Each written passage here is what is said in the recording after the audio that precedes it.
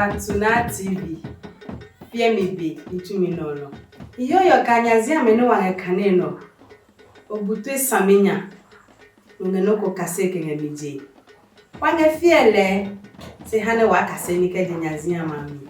Kaika manye wase. Ne Tunaa TV. Ne YouTube, ke Facebook. Bomode ne o subscribe wa channel ho Tunaa TV. Ne no ko hune ena eko ne ehie. Mochum ono ho wa ma hie nyazia ekpa. Ne manyazia no ji Fiɛmi Be otute. Edi nyazia ne HD JTM dosu buanya ke wo ewomi ongele John ni neomi. Hane wasa nyazia meniche. Mono wa nyazia eyidi noko ne pade si enyo. Noko ne pade si enyo. Oka wa eleji pade. Aha, kwa ya fwa kusumi wakai ka wakasi pade hiya eni. Ake noko ne pade si enyo. Wakane nyazia ko. Jukwa wi nyenge tu ebue. Masia nyazia ngwanwe ko hanye. Nyazia ji none. Noko hisi blemako. Achele ke anani. Wanakana ni bia baje ko nyazia no mehu. De dalojile. Ke eya deo. Egbe olowe hifu. Eke de loba wemi. Ne eyo chuko ya joa. Esio eko ne meniche me akepio honu. Ligbika kene anani ya deo. Ena alongo. Ne alongo na anani pe ne pui ne ewofo. Anani hunye ese kefo kone eya fiale tu. Alongo ngefo no lu eya ti muokono. Ne esemi ne ela anani kamomi semi se enaka bojemi ma ye hale eno hedio eyache jata koni eba ye boale jata de leken ye hwe papa ibe nye ma ya ejaka bimo wi anyejimi ibenye masi ye biome anani ha hetoke mo bo modegun wa beke kura ke wanuleo make muluo eko ke oyelo no onyo ma kun wa we ha obiome ne amato saminya jatake hane manga sinyange ngacheko hane manga sinya ne ngacheko ko bakpe ye biome hami mo ne asumuonya jata ka eyisi wo muomi no ne enu alongo hefu lo hedio eboni eninehi amikpami kone esu alongo he anani da singese ne bone ena jata nyome ne klasi playa hane esusuka ekewie honyuma ngosaminya oya ne esa klantenge egbajami bene jata hendonge alongo blayo edale ne sro elo jata nyo enyome cho eso ji odi enlafo ke ho wemiya ton esi jata biome susuino ne ekelo ha anani kinye ba honyu ne egbe fufui ne aye abwajo ahesaminya jata ya la no ne ebahi ebiome ye hale ne eya pe chupa ne eba libiko ne angewemi ne amahio one anani ke edemi oblekulawe anya ehe ne lehu engame ngami osio echejukwe biome ne eke laweo hame ke ake ya fie Yukon me abuajo wa we keje jamali biosio anani po me slami ke esewiomi no ne edioji amile ke ihamu no de omato na ne hami nye hie ne ehio yo enyanu esintete ne adeleke eyanuto ngeto chuomi anani ngeno no pelu ke yasi bene to me boni chuomi tami anani ke eyo ke ebiome abuajo ahe ejaka befe be no angetolo pe bene jata na hewa mine eba abolese amanie jata ke anani pe ne nuye nya ne enuye gugun hu kike no yo ile no ne mape no ne jata de ji no ne libi kake ne angewemi ne amahio one anani ne bajeku jamali go jata hato hewomi ne eyase to chuomi anani hene ya benio jata ji no ne eyanu lehu enye anani se ne anani he mane akewo ekwemio ne engeglai ayasuwemi ne anani wolepa bene esubene amagbe jata kekene jata ye odi fon ano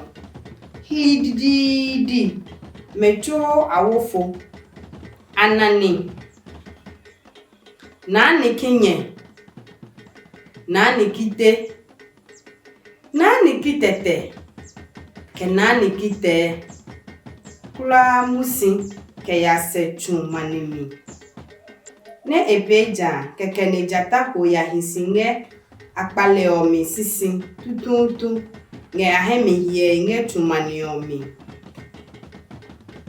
angele John lu ne nani kite bacha echeo papa ye koni gbo echo ha hetoke jahe kemape ke iwolu okeba bide odioke hio nem omapiye enyanu esitete ne nani kite cho jata nyami ram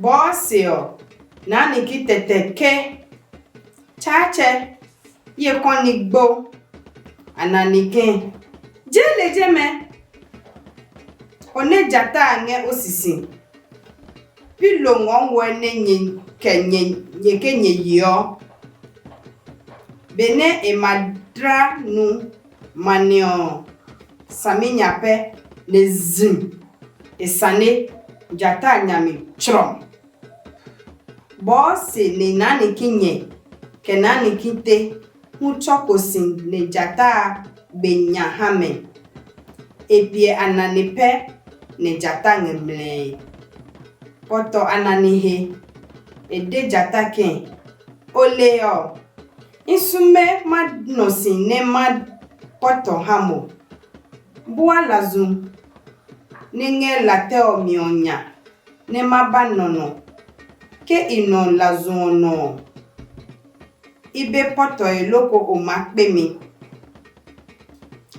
jine jata susuka anani mama fuhedio ebe plan sene anani boni kita kami pe ne jata pe ka boni anani deleo ne anani bano lazumio kikeo keke ne kura gbewo jata hemi pui ne ananu wofo keje ne eyana luwe hine angete kebe ne edasi ngemehie ahepele nyakpe ne ekeme boni munutumike chio de obie mogu hene onyemi ogun onko ahenge fel ne eno ogun hie eno ohun gulejon eno ohun gulejen ne eno ohun bahie hie bone ahe angete fini ha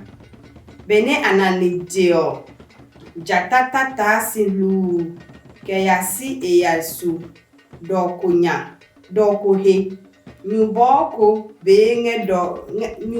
benge lejon le jata petebo kefo ehemi kekene enye ananise kone ekele ya gbenyange hefehene emaya na lenge kano konya blone anani wo no ne jata hungu drominya eyati anani no edalebleo bene ema hole numi ya pe ne anani helisi egba jata ne ekafotumi sechoko nwanle ke ya no sugban plim mohene ocho hie pa nge etuemi jata ko etuemi si enyoko ne ebileke kikene apio mado ohegun ne iyape ya mepe lo anani ken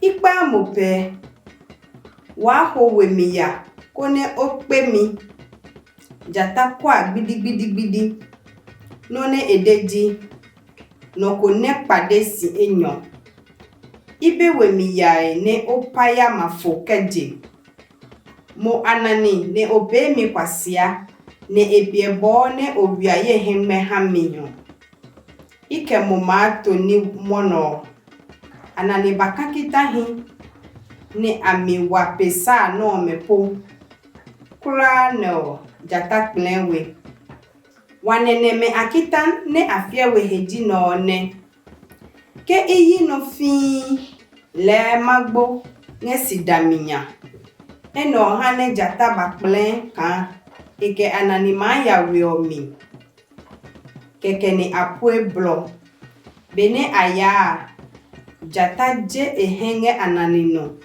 sika keto anani safu ya lange ngami jata lalelu se enele nonne pene edeji anani palepe mi kwasia ekohu ke inulejano makpele no de ilejine bene eke wa ho wemi ya ikwa de ilejine bene eke wa ho wemi ya ikwa dene manyaziano ji enye mebel otute ni nyaziano je womi ongele john ni nemi mochum ketwebu wose hu wakenyazia ipa maba unho kai kan Tunaa TV no ni onone ni manye gardener ni woni tumi okeba hambo